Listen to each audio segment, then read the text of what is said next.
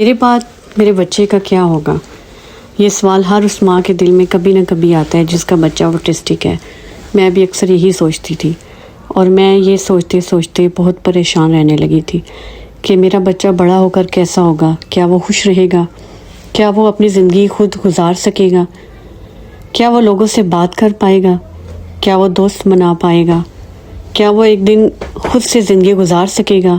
اور سب سے بڑا سوال، اگر میں اس کے ساتھ نہ ہوئی تو وہ میرے بغیر اپنی زندگی کیسے گزارے گا؟ یہ سوال آج بھی کبھی کبھی میرے دل میں آتا ہے، کیونکہ ایک ماں کو اپنے بچے کی چھوٹی سے چھوٹی ضرورت بھی معلوم ہوتی ہے، کیونکہ ماں اپنے بچے کے ہر اشارے کو سمجھ جاتی ہے کہ اسے کیا چاہیے، وہ پریشان ہے یا خوش ہے، اسے بھوک لگی ہے یا تھکن ہے، کوئی چیز اسے انکمفرٹیبل کر رہی ہے۔ اور پھر میرے دل میں یہ بھی خیال آتا تھا کہ اگر میں نہیں رہوں گی تو اسے کون سمجھے گا؟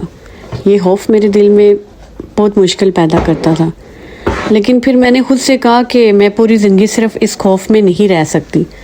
مجھے اپنے بچے کے فیوچر سے صرف ڈرنا نہیں ہے، بلکہ اس کے فیوچر کے لیے آج سے ہی کچھ کرنا بھی ہے۔ میں نے سوچنا شروع کیا کہ میں اسے کون سے ایسے ٹولز دے سکتی ہوں جن کی مدد سے وہ آگے چل کر اپنی زندگی زیادہ سے زیادہ خود مختاری کے ساتھ گزار سکے۔ میں اسے کمیونیکیشن کرنا سکھاؤں، اپنی فیلنگز بتانا سکھاؤں، اپنی ضروریات سمجھانا سکھاؤں، جب اسے کسی چیز میں مشکل ہو تو ہیلپ مانگنا سکھاؤں، اور سب سے زیادہ ضروری بات، اس کے ارد گرد ایسے لوگوں کی ایک مضبوط دنیا بناؤں جو اسے سمجھتے ہوں، کیونکہ میں نہیں چاہتی کہ اس کی دنیا صرف مجھ تک محدود رہے۔ میں اسے اپنے بچے کی آرمی کہتی ہوں۔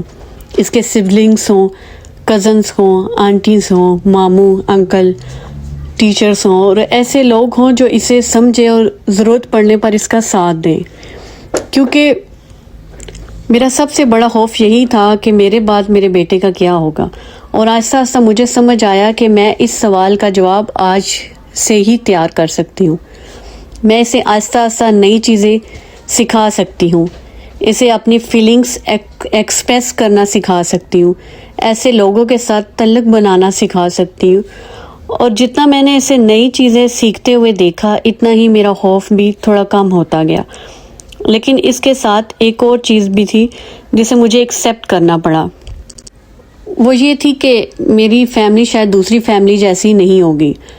ہم سب کبھی نہ کبھی اپنے بچوں کو دوسروں کے ساتھ ان کا کمپیریزن کرنا شروع کر دیتے ہیں، مگر آہستہ آہستہ میں نے سمجھا کہ میری فیملی کی بھی اپنی ایک نارمل روٹین ہو سکتی ہے۔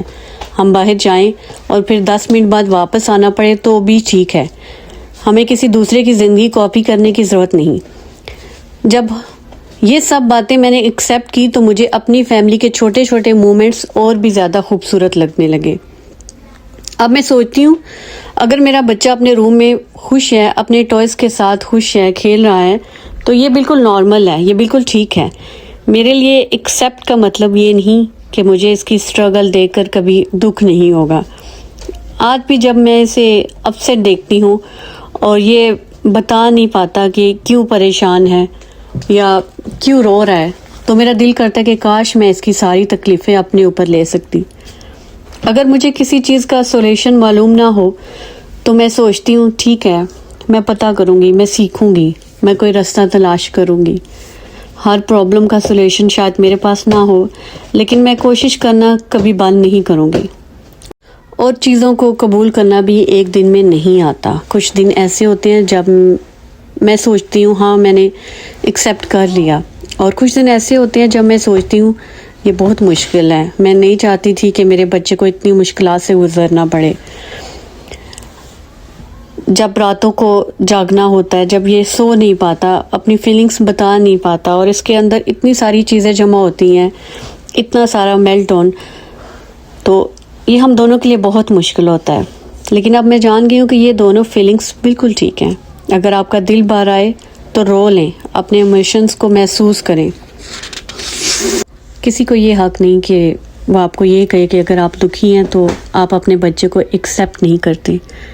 آپ جانتے ہیں کہ آپ اپنے بچے سے کتنی محبت کرتی ہیں، آپ صرف اس کی مشکلات سے دکھی ہیں۔ اور اہم بات یہ ہے کہ آٹزم کو ایکسیپٹ کرنے کا مطلب اپنے بچے کو بدلنا نہیں ہے، اس کا مطلب ہے اسے سمجھنا، اس کی ضروریات کو سمجھنا، اس کے لیے راستے تلاش کرنا اور اسے اپنی زندگی کے لیے تیار کرنا۔ اگر آپ اپنی رائے دینا چاہ رہے ہوں تو کمنٹ باکس میں ضرور بتائیے گا۔ ملتے ہیں نیکسٹ ویڈیو میں، اپنا بہت سارا خیال رکھیے گا۔ اللہ حافظ۔